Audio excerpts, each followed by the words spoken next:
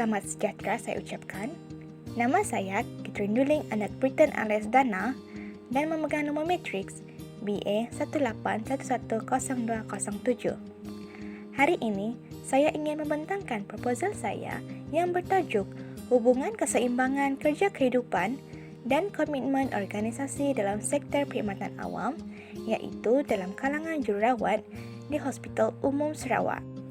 Terlebih dahulu, saya akan membentangkan bahagian pengenalan, iaitu dalam kajian ini, pengkaji telah mengetengahkan kajian dalam konteks perkhidmatan awam. Kajian Abdul Jalil, ATAL, pada tahun 2017 mendapati bahawa sebanyak 90.4% penjawat awam menghadapi stres.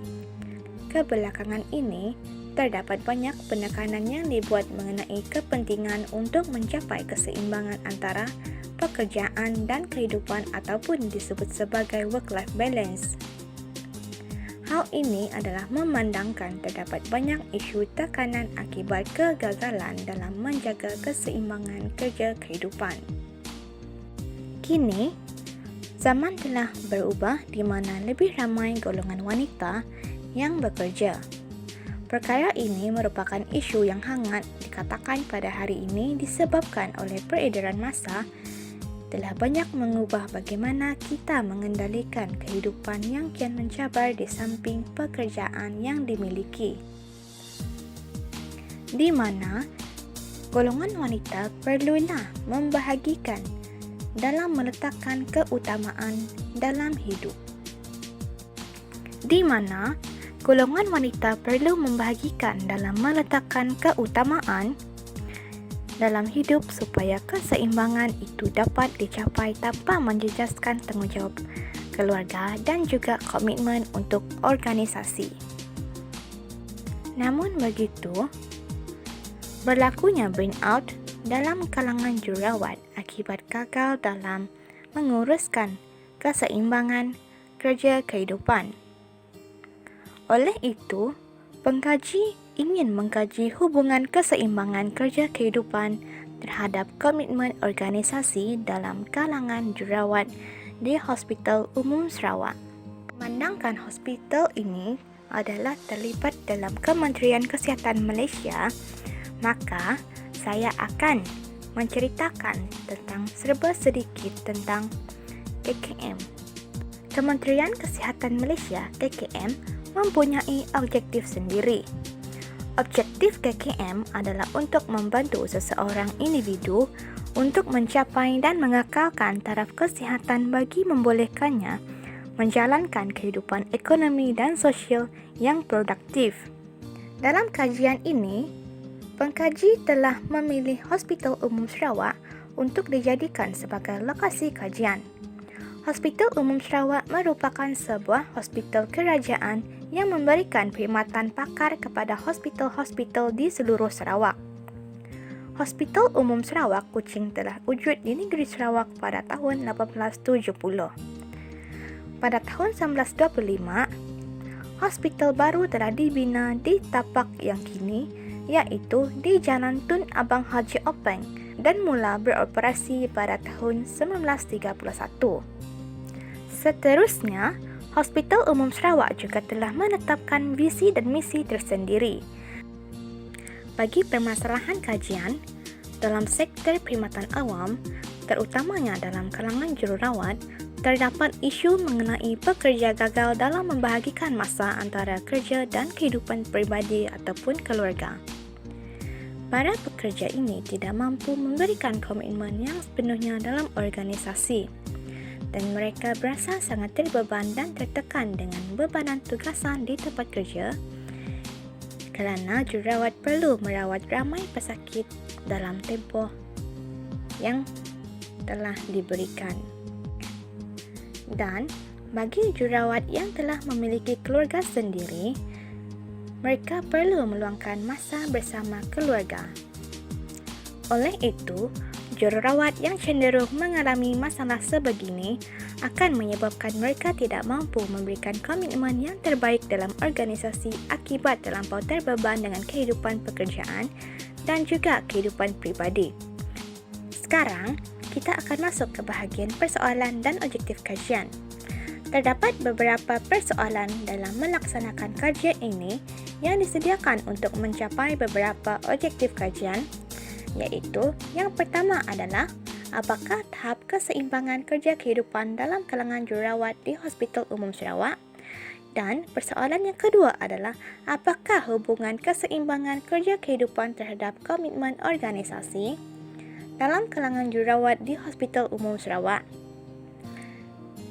Dan objektif kajian pula dalam kajian ini adalah untuk mengenal pasti tahap keseimbangan kerja kehidupan dalam kalangan jururawat di Hospital Umum Sarawak, dan objektif kedua adalah mengkaji hubungan keseimbangan kerja kehidupan terhadap komitmen organisasi dalam kalangan jururawat di Hospital Umum Sarawak.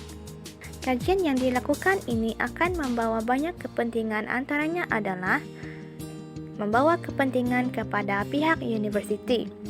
Kajian ini dapat membantu golongan kajian dalam membuat kajian secara mendalam berkaitan dengan hubungan antara keseimbangan kerja kehidupan dan komitmen organisasi. Untuk kepentingan kepada organisasi lain dalam sektor perkhidmatan awam, hasil kajian ini akan dapat memberi pendekatan awal kepada sektor perkhidmatan awam untuk menjalankan perancangan yang lebih baik dalam memastikan pekerja dapat mencapai keseimbangan kerja kehidupan yang baik demi komitmen organisasi. Dan kepentingan yang ketiga adalah untuk masyarakat. Dapatan kajian ini mampu untuk membantu masyarakat untuk memahami tentang pentingnya keseimbangan kerja kehidupan untuk mengelakkan berlakunya konflik terutamanya dalam kekeluargaan. Untuk definisi operasional pula, pengkaji telah mengutarakan 3 istilah dalam kajian ini, iaitu yang pertama adalah jururawat dan keseimbangan kerja kehidupan serta komitmen organisasi. Kita akan masuk ke bahagian suratan literatur. Menurut Dora Scholarius dan Abigail Marks pada tahun 2006, mereka telah mendapati bahawa sikap pekerja terhadap organisasi dan kehidupan mereka dipengaruhi oleh keseimbangan kerja kehidupan. Keseimbangan kerja dan kehidupan sangat penting apabila organisasi harus menguruskan profesional yang sangat teknikal kerana komitmen dan kesetiaan mereka yang tinggi diperlukan untuk kejayaan organisasi. Dan seterusnya, yang kedua adalah Anita J. Pada tahun 2014, menurut Anita, terdapat hubungan yang signifikan antara keseimbangan kerja kehidupan dan prestasi pekerja. Dia menjelaskan bahawa apabila pekerja dapat menyeimbangkan antara pekerjaan mereka dan aktiviti lain, mereka dapat memberikan sumbangan besar kepada organisasi mereka. Oleh itu, ia telah mempengaruhi prestasi kerja mereka. Dalam kajian ini, pengkaji telah menggunakan 2 buah teori, iaitu teori sempadan kerja kehidupan dan juga teori komitmen organisasi. Clark 2000 telah memperkenalkan teori sempadan kerja keluarga, di mana manusia setiap hari melintasi sempadan antara kerja dan keluarga. Teori ini membincangkan berkaitan pertimbangan interaksi antara lingkungan kerja dan keluarga dalam mengatur keseimbangan di antara kedua-duanya. Konsep utama yang ditekankan dalam teori ini adalah berkaitan domain kerja dan rumah, sempadan antara kerja dan juga keluarga. Manakala untuk teori komitmen organisasi pula, model ini biasanya disebut sebagai model komitmen Mayer dan Allen. Model ini mempunyai 3 aspek komitmen yang membezakan efektif, iaitu keterikatan emosi kepada organisasi, kesinambungan, iaitu kos yang dirasakan berkaitan dengan meninggalkan organisasi, dan juga komitmen normatif, iaitu perasaan kewajiban terhadap organisasi. Ketiga-tiga dimensi ini dilihat sebagai aspek komitmen organisasi seperti yang diperhatikan oleh Biward ETL pada tahun 2015 dan Wainaina pada tahun 2015. Kini, kita akan masuk pula ke bahagian metodologi kajian. Reka bentuk kajian yang telah digunakan oleh pengkaji adalah pendekatan kuantitatif.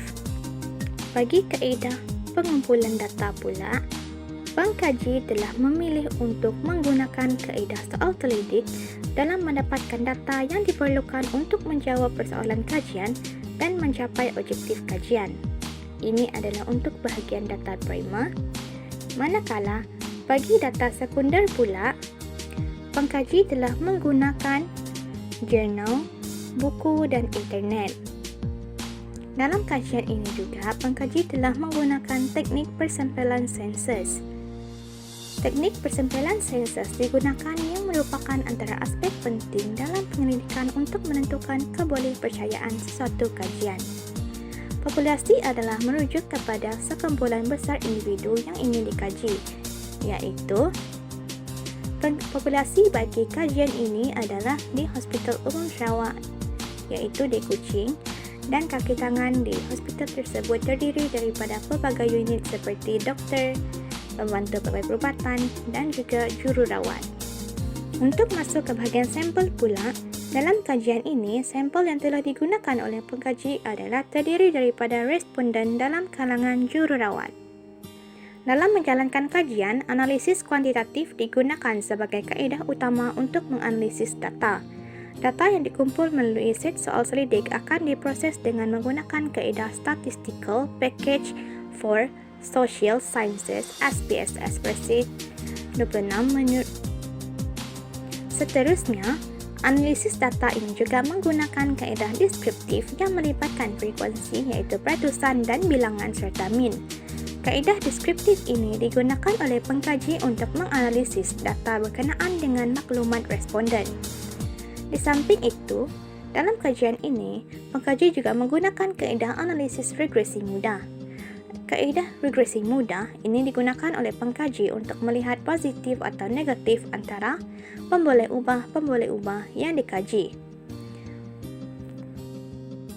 Bagi kerangka kajian dalam kajian ini adalah keseimbangan kerja kehidupan merupakan pemboleh ubah tidak bersandar, manakala komitmen organisasi pula merupakan pemboleh ubah bersandar, di mana ianya adalah menunjukkan bahawa keseimbangan kerja kehidupan adalah mempengaruhi komitmen organisasi.